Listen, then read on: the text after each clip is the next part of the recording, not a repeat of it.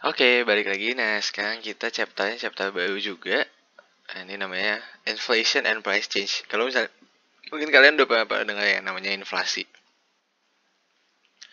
Inflasi lah, apa namanya?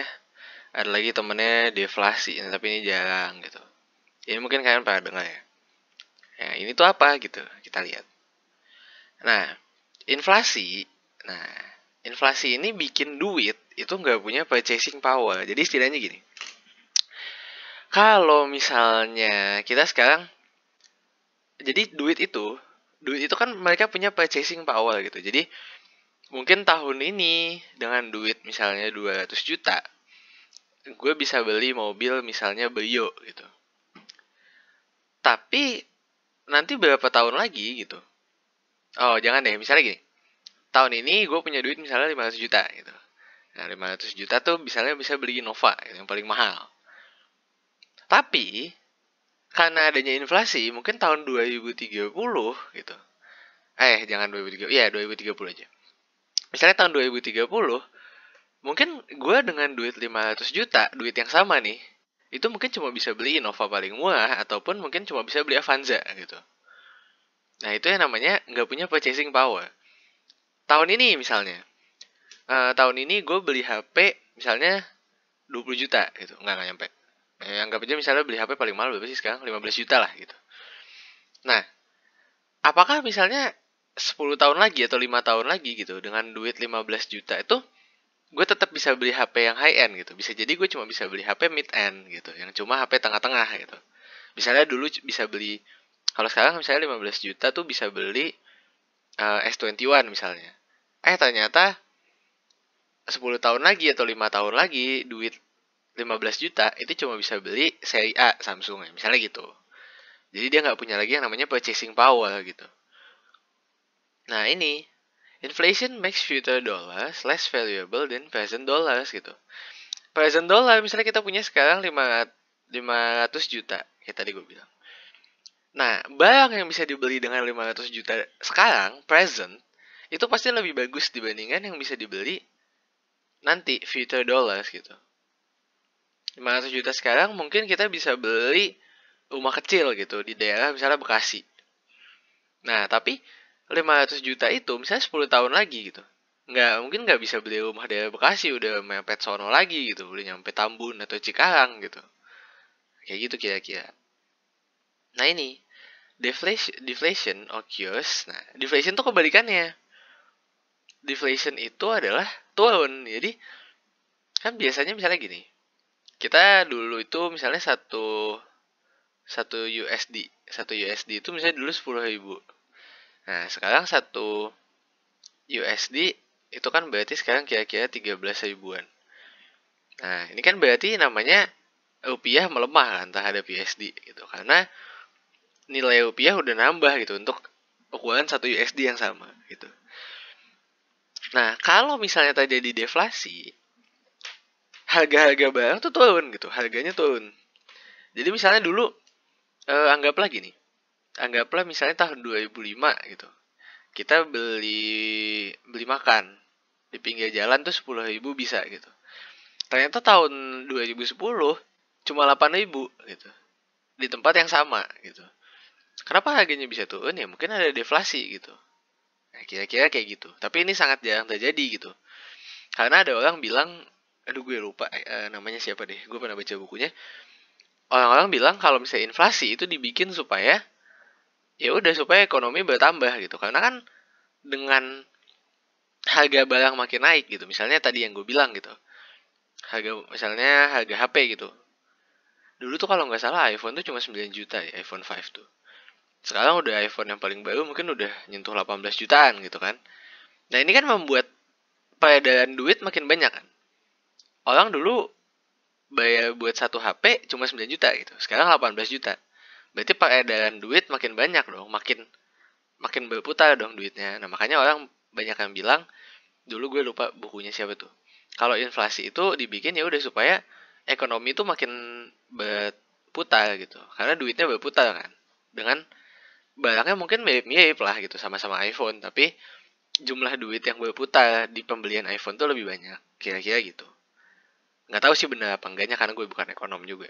Nah ini, how does inflation happen? Nah ini, money supply. Jadi kalau misalnya dulu, gue nggak tahu ya, kalau lu pada mungkin masih kecil ada yang nanya, kok bisa ya pemerintah utang kan nggak cetak duit gitu. Nah sebenarnya gini masalahnya, kalau misalnya kita cetak duit banyak-banyak, gitu kan, money supply-nya banyak nih, kita cetak duit banyak-banyak, nilai duit kita tuh lama-lama makin berkurang gitu. Kenapa? Ya orang duitnya banyak kok gitu, yang beredar di masyarakat banyak duitnya gitu, lama-lama nilainya berkurang gitu. Atau gini, kalau kita anggapnya dengan valuta asing ya, kalau kita bandinginnya sama valuta asing, duit rupiah nih cetak banyak, dari perum-peruri misalnya cetaknya banyak gitu. Nah kemudian ketika orang Indo menukar ke money changer gitu misalnya, duit rupiah dihargainnya akan makin turun karena duit rupiah tuh adanya banyak gitu. Makanya sebenarnya salah juga kalau dibilang kenapa pemerintah nggak nyetak duit banyak-banyak gitu buat bayar utang. Ya nggak bisa.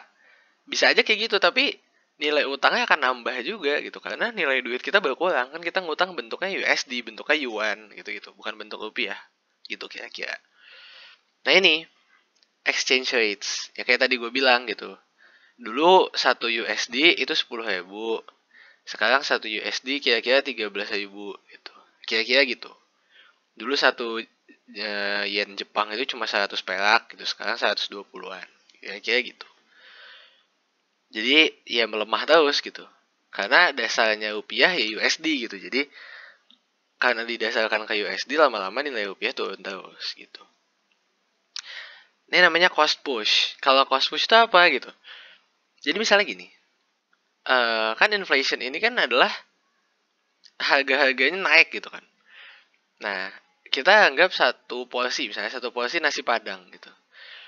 Nah, inflasi ini terjadinya misalnya masih di padi nih, masih padi, masih beras gitu. Harganya udah naik, udah jadi beras, harganya naik lagi. Udah mau jadi nasi padang, harganya akan naik lagi gitu. Jadi satu barang naik itu bisa naikin banyak barang gitu, karena barangnya dasarnya dari barang yang sama gitu. Ayam misalnya, ayamnya, kenapa gambar jadi kayak ikan ya? Ayamnya misalnya, dari peternak ayam harganya naik gitu. Ya berarti kan nanti di nasi padang ya otomatis si restorannya harus naikin harga dong, biar dia nggak rugi kalau harga ayamnya naik gitu. Nah ini satu lagi, ini temennya ya, demand pull. Demand pull ini apa gitu? Sekarang gini, inflasi misalnya gini, yang paling gampang deh. Kalau misalnya nih kita ini tanah gitu, tanah ini kan ya udah tetap kan, maksudnya kita nggak bisa nambah tanah gitu. Nah jadi tanah itu doang kan, ini tanah yang punya juga itu doang gitu. Nah ya tapi yang mau punya rumah, yang mau bangun rumah banyak gitu. That's why harga tanah naik terus gitu. Ini harganya naik terus gitu. Kenapa? Itu tadi consumers bid up price gitu. Jadi mereka mau beli terus, beli terus, beli terus gitu. Orang mau invest tanah, invest tanah, invest tanah, akhirnya tanah jadi mahal gitu. Sama kayak emas. Emas tuh kan dia logam mulia kan, yang nyarinya susah. Tapi orang mau invest terus emas, akhirnya harganya jadi mahal, jadi mahal, jadi mahal gitu. Gitu kira-kira. Nah, ini interest rate definition. Ada yang namanya inflation rate. Inflation rate ini simbolnya F kecil. Nah, inflation rate ini adalah naiknya harganya gitu. Jadi gini, dalam 1 tahun, misalnya sebenarnya ini nggak masalah gitu, karena kayak rate biasa. Misalnya 1 tahun pemerintah bilang inflasi 4% gitu. Berarti mungkin harga barang yang tahun kemarin 1 juta, 1.000 gitu misalnya, mungkin tahun depan jadi berapa? 1.000 berarti jadi 1.040 misalnya gitu. Ini itu inflasinya gitu. Nah, ada yang namanya real interest rate gitu. Jadi real interest rate ini adalah bunganya tapi nggak ada efek inflasi gitu. Jadi gini, kalau kita nabung di bank, interestnya misalnya dulu pas tahun 90-an itu pernah sampai tahun 98. Itu pernah sampai 26% gitu.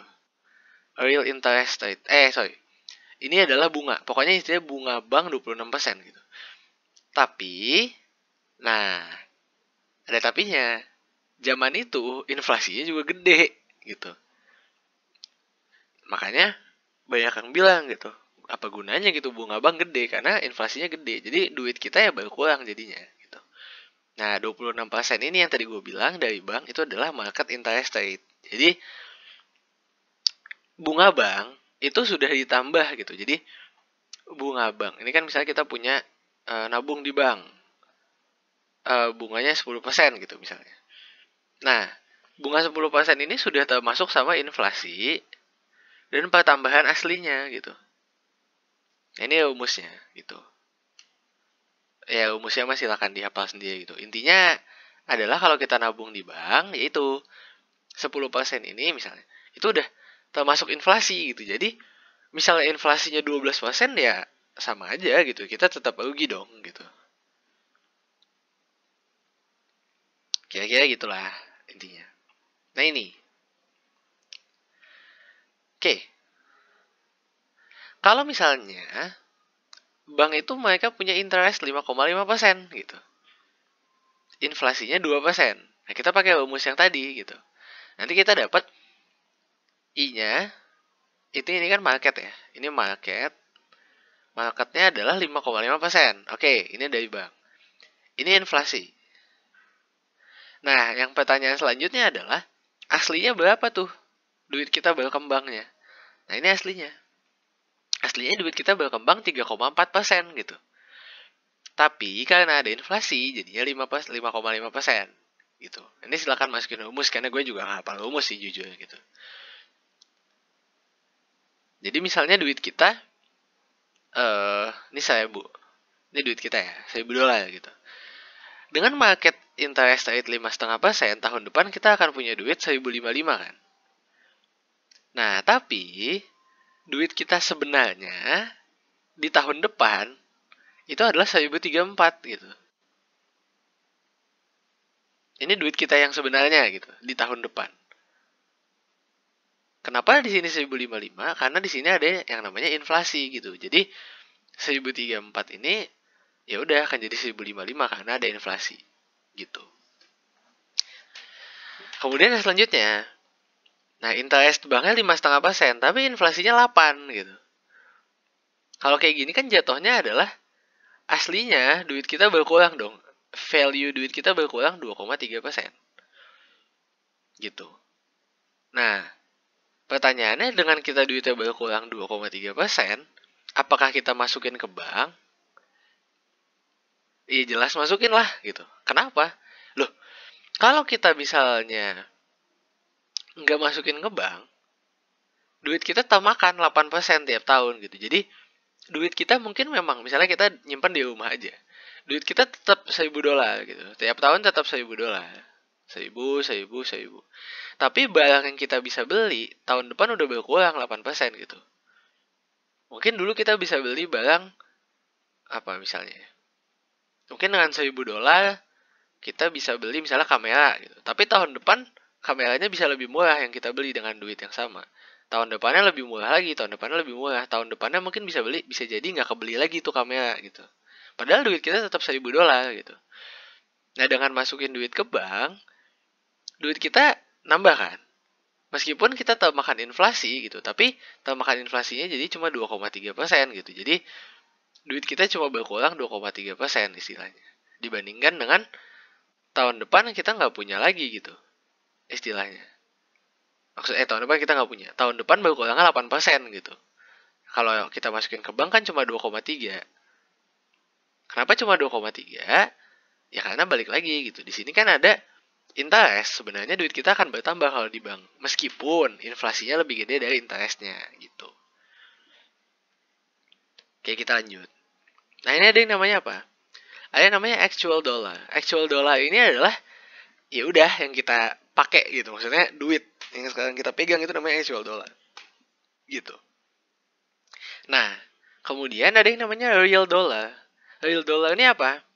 Nah, dia punya yang namanya base year gitu. Jadi, real dollar itu gini. Misal, real dollar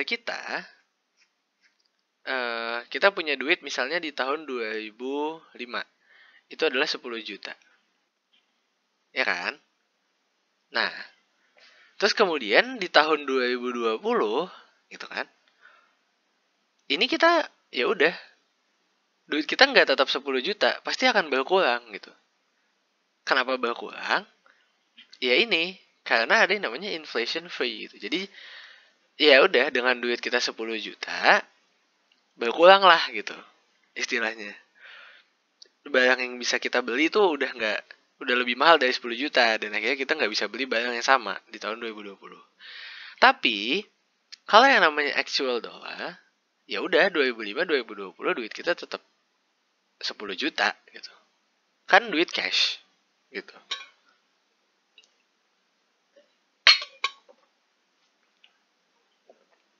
Kira-kira gitulah.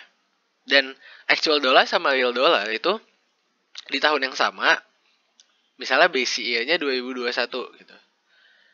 Actual dollarnya di tahun 2021 juga gitu. Actual dollarnya di saat ini. Ya udah berarti actual dollar sama real dollar sama. Tapi anggaplah misalnya gini. Actual dollar di tahun 2021. Nah, real dollarnya di tahun 2021 juga, tapi base year-nya adalah 1995, misalnya gitu. Nah, ini pasti dia akan lebih kecil gitu. Kira-kira gitulah. Nah, ketika kita misalnya mau bikin actual dollar, nah kita pakainya market interest rate gitu. Jadi jangan sampai kita pakai yang namanya real interest rate, tapi kita masukinnya ke actual dollar gitu. Karena actual dollar ini dia namanya inflated dollar. Jadi ini harus real ditambah inflasinya gitu, inflation. Sedangkan kalau real dollar ya udah dia inflation free, dia cuma real aja gitu. Nanti kita lihat contohnya di bawah biar nggak bingung. Oke, a stadium was built in 1960. Jadi 1,2 juta dolar itu diinvest ke market rate. Diinvest gue nggak tahu di mananya, pokoknya diinvest dengan market rate-nya 8% per tahun. Inflationnya 6%. Berarti apa? Ini kan yang pertama ya, ini duit di 1960. Ya berarti di sini actual sama real di 1960 sama gitu. Market rate ini apa? Market rate ini berarti ini adalah actualnya kan, actual rate gitu. Inflationnya berarti ini adalah I gitu. Kok I salah? Salah. Maaf. Ini F. Ini berarti 8% apa? 8% ini adalah I gitu. I aksennya gimana gitu? Kita lihat. I aksennya di sini dengan rumus 1,887. Nah, pertanyaannya apa? Gini. Pertanyaannya adalah how much actual dollars did you feel worth in 2015 gitu. Nah, istilahnya gini. Di tahun 2015, duit itu kan pasti kita pakai market rate yang 8% dong gitu. Ya, kita pakai market rate 8%, pakai FPP, dapat ternyata di 2015 duitnya tuh 82 juta, Pak, gitu. Banyak. Gimana nggak banyak tuh 82 juta dolar gitu. Nah, but ini kan actual dollar. Ini namanya actual kan. Kalau kita pakai real dengan basis di tahun 1960, dia pasti lebih kecil. Yang kita lihat di bawah. Kalau misalnya worst-nya di 2015 in terms of 1960 purchasing power gitu. Jadi duit kita tuh nambah kan karena kita invest. Nambah selama 55 tahun.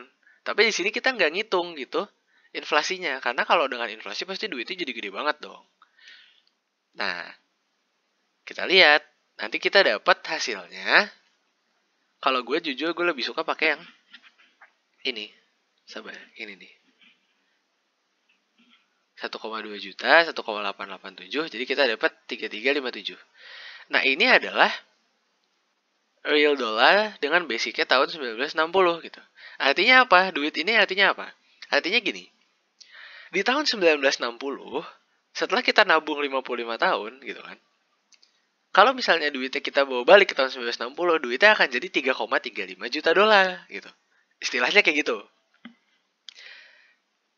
Anggaplah kita nabung 55 tahun gitu.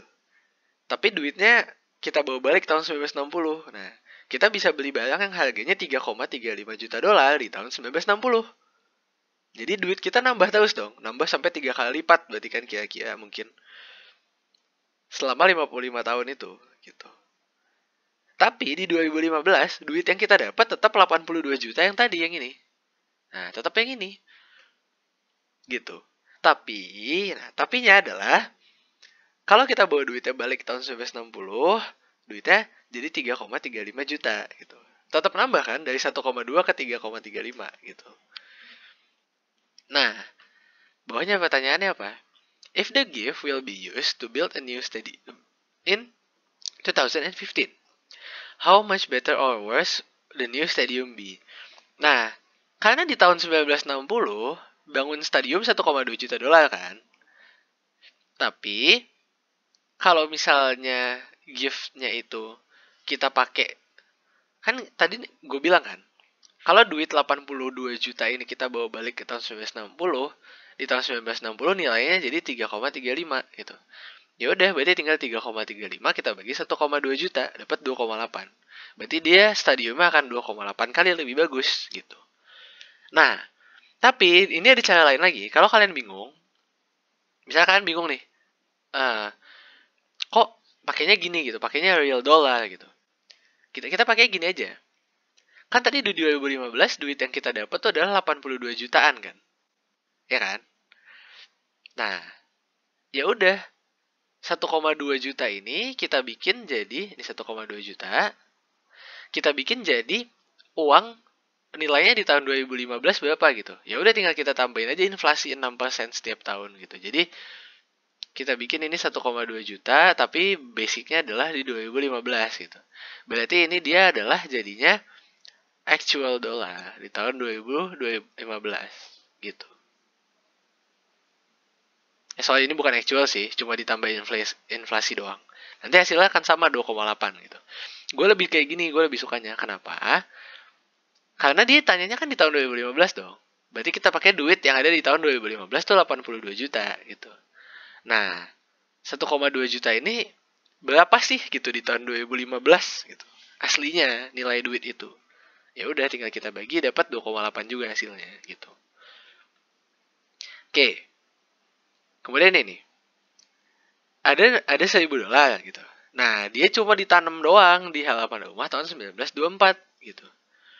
Nah, ketika misalnya kita tanam doang, duit ini kan tetap 1.000 dolar kan.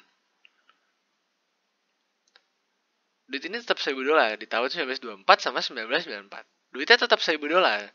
Ya kan ditanam gitu. Duitnya nggak nambah, nggak ngulang gitu. Kecuali ada duitnya yang rusak. Tapi, apa yang terjadi? Nah, di tahun 1924, nilai duit yang tadi itu tinggal 46 dolar gitu. Jadi istilahnya gini. Di tahun 1924 kita punya duit 1.000 dolar nih gitu. Mungkin 1.000 dolar itu dulu bisa beli misalnya toko gitu. Seharga misalnya 1.000 dolar. Tapi ketika duit 1994 tadi nilainya sama kan, 1.000 dolar gitu. Kita bawa balik ke 1924, nilainya tinggal 46 dolar gitu. Istilahnya gitu. Jadi nilainya akan sangat berkurang selama 70 tahun itu gitu. Kira-kira kayak gitulah. Nah, bawahnya apa? Kalau misalnya 1.000 dolar ini diinvest tahun 1924, terus naiknya 15% gitu. Nah, di tahun 1994, nilai duit itu, nilai actualnya ya, actual dolarnya adalah 17,7 juta dolar gitu. Ini kan sepertinya duit yang sangat banyak gitu. 17 juta dolar gitu. Tapi kalau kita balikin ke tahun 1924, nilainya di tahun 1924 adalah segini gitu. Tetap naik 814 kali lipat gitu. Nah, tapi nggak sebanyak yang actual dolarnya gitu. Gitu. Jadi istilahnya kita invest di tahun 1924 1.000 misalnya bisa beli apa gitu. Nah, ketika duit yang 17 juta dolar tadi dibawa ke tahun 1924 dengan kita kurang-kurangin sama inflasi gitu. Itu adalah 814.000 gitu. Nah, ini kalau misalnya kayak tadi juga gitu. How much will worth gitu. Jadi sebenarnya yang ditanya itu cuma actualnya doang gitu sih. Actual dolarnya berapa? Jadi 59.000 di tahun 1994 gitu. Tapi ya itu nilai duit di tahun 1994 sama 1924 kan beda gitu. Ada yang namanya inflasi gitu. Jadi duit ini kita bawa balik ke 1924, nilainya akan jadi segini gitu. Tetap naik 2,7 kali lipat gitu. Tapi nggak sebesar yang di tahun 1994-nya gitu. Karena ini ada inflasi gitu. Kita lihat lagi. Nah ini, kalau constant dollar atau real dollar, dia nggak pakai inflasi gitu. Dia cuma naik terus gitu. Nah ini, most cost and benefits dia naik tapi ya udah gitu. Nggak dihitung inflasinya gitu. Dan yang dipakai adalah real sama interestnya yang pakai tanda kutip, yang real interest gitu. Kalau misalnya actual dollar, nah dia ada inflasi gitu dan yang dipakai adalah I biasa gitu, yang udah memperhitungkan emang kenaikan harga dan sama inflasinya gitu. Nah ini kayak gini. Nah kalau misalnya kita lihat di sini, ini kan apa ya? Di sini kan berarti ini adalah actualnya kan? Ya, di sini adalah real dollarnya gitu. Kalau misalnya kita lihat di sini kita mau pakai yang mana gitu? Mau pakai actual apa mau pakai yang real gitu? Gue nggak tahu angka-angka ini muncul dari mana, harusnya dari soal ya. Tapi ya udah, kita lihat di sini. Jadinya gimana? Apa namanya? Present worth of cost-nya si alpha itu 436.000 dan present worth of cost-nya beta 441. Yang beta yang ini kan. Dia kan tetap per tahunnya. Gitu. Ini sama. Ini apa? Ini actualnya gitu. Realnya pasti kan kemakan inflasi gitu. Kan constant dollar.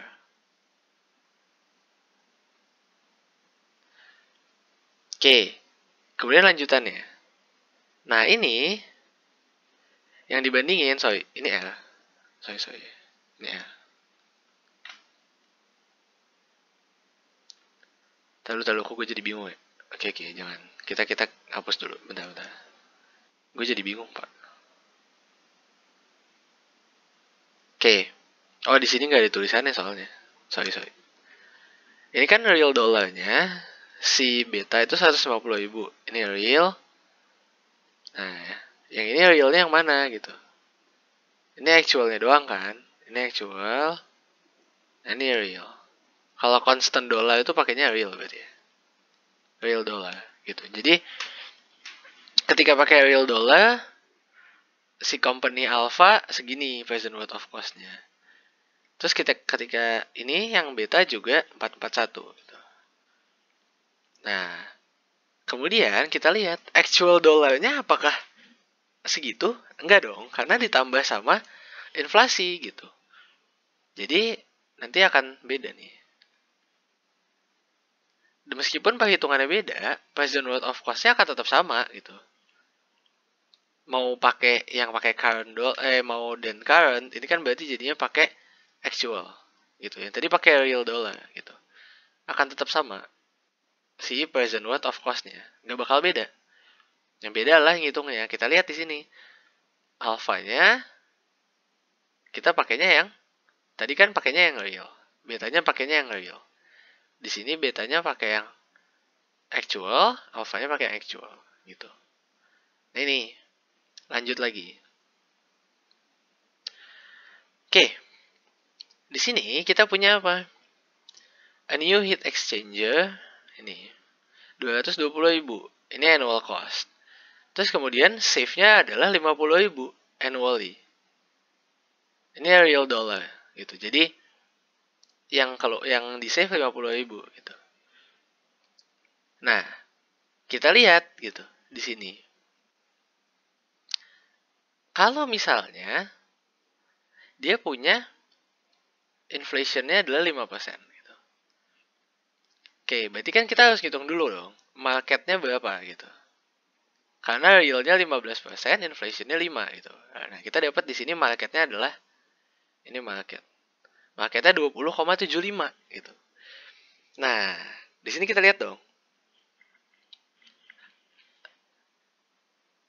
Real dollarnya nah itu 15. MILL. Sorry. Ini ya.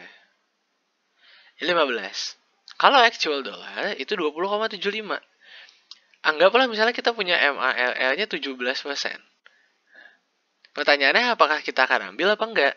MILL ini biasanya kalau nggak dikasih tahu real atau actualnya, kita asumsikan dia adalah real gitu. Ya udah, kalau real yang nggak usah diambil pak gitu. Karena di sini kita hitungannya apa? Kita dibandingin dengan real dollar, real dollarnya cuma 15% gitu. Nah, MILL-nya 17 yang nggak usah kita ambil gitu. Jangan sampai kita pakainya actual gitu. Kalau misalnya nggak disebut ya, biasanya akan disebut di soal real atau actual. Tapi kalau nggak disebut, asumsiin aja real. Ketika kita pakainya actual, kita akan ambil gitu. Padahal aslinya kita rugi gitu. Karena cuma 17% itunya apa namanya? MILL-nya 17% gitu. Kita ambil karena di sini ya 20,75 gede gitu. Nah, tapi ternyata kita ketipu. Di sini dia actual, ternyata MILL-nya yang real. Kalau nggak disebut biasanya real gitu. Oke. Ini yang price index. Price indexnya sebenarnya juga nggak begitu apa ya? Gue nggak tahu di Indo tuh setahu gue ada deh, tapi jarang dipakai karena harga di Indo tuh fluktuatif gitu loh. Jadi nggak jarang dipakai. Kita langsung loncat ke soal aja kalau ini. Karena menurut gue ini kan ya ini rumus bisa dipelajarin sendiri gitu. Tapi kayaknya sih nggak bakal keluar di soal ujian gitu. Nah, ya ini cara ngitungnya. Tinggal masukin rumus aja. Dan ini biasanya akan dikasih tahu gitu. Yang apa namanya? Construction cost index gitu itu. Ini bakal dikasih tahu. Ya udah. Ini berarti gimana? Tinggal kan average increase-nya berapa? Tinggal kita bagi aja 5260 sama 3746. Kita bagi, pangkatin 10 karena dia 10 tahun gitu kan. Kurangin 1, dapat average increase-nya 3,45. Ya udah, tinggal kita biasa aja kayak 2015 sama 2000 kan. Tambahin aja deh. Ini berarti tambah 3,45% gitu. Dapat 8,73 gitu. How much will it cost in 2015 gitu. Karena ini ada inflasi gitu. Ini apa nih? Different inflation rates per period. Ya karena emang sebenarnya kalau kalian tahu ya, inflasi itu per tahun nggak sama gitu. Jadi nggak kayak, oh ya udah tahun ini kita mau inflasi 4%, nggak gitu gitu. Inflasi ini dihitung biasanya di akhir tahun sama misalnya Kementerian Keuangan gitu. Jadi nanti ketahuan, oh ternyata tahun ini inflasinya 3,8% gitu. Jadi nggak selalu sama tiap tahun. Gitu. Sama aja sih. Inflation rate misalnya 0%. Ya udah mau mau actual dollar, mau real dollar sama aja karena nggak ada inflation kan. Nah, ini baru beda nih. Actual dollar sama real dollar beda. Satu 10,18, satu 4,94 gitu. Udah mulai beda nih. Nah, gimana mensiasatinya? Ya kayak tadi gue bilang gitu. Apa namanya? Kalau kita misalnya dapat MILL dan nggak dikasih tahu dia apa, ya asumsikan dia adalah real aja gitu. Supaya kita nggak ketipu gitu. Nah, di sini yang apa namanya? Yang ada inflation ya udah si cash flow-nya ada inflation, tax berarti kan taxable-nya juga dapat inflation kan. Taxnya juga naik. Tapi depresiasi ini nggak ngaruh sama si inflation rate. Mau inflationnya 10 kayak 5 kayak itu nggak ngaruh gitu. Sama ya. Ini apa? Oh, ini kemarin yang soalnya salah ya. Gue lupa deh. Kayaknya iya. Ya pokoknya ini sebenarnya hampir sama sih ke bawahnya. Udah, kelar deh. Ini setahu gue kemarin yang soalnya salah nih, si bapak ngomong tuh, yang apa namanya, soalnya salah gitu, buku nggak selalu benar. Ya kira-kira kayak gitu. Jadi sebenarnya materi-materi yang kayak inflation, yang kayak tadi sebelumnya tax gitu-gitu, ini lebih ke logic sih. Jadi logic kita bener nggak gitu tentang actual sama real gitu-gitu. Kalau kemarin ya udah berarti sama teksnya gitu. Kita ngitungnya yang kena teks apa aja, kita harus tahu gitu. Dan sih paling gitu aja. Thank you guys.